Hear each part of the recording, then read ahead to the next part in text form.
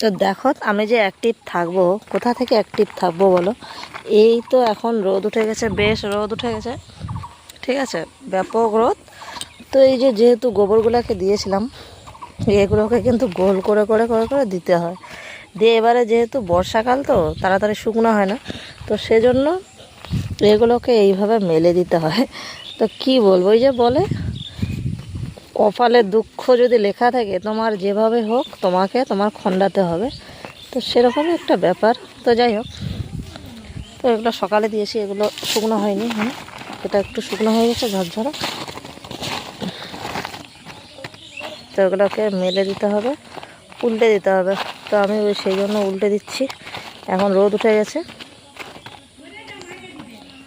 তো চল,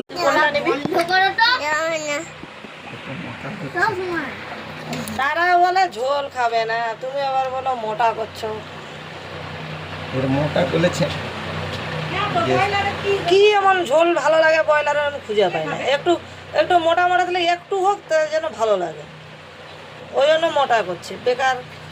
তবু তো ওটা দিয়েছিলাম একটু জল, বেশি পাতলা ভালো লাগে না ব্রয়লার।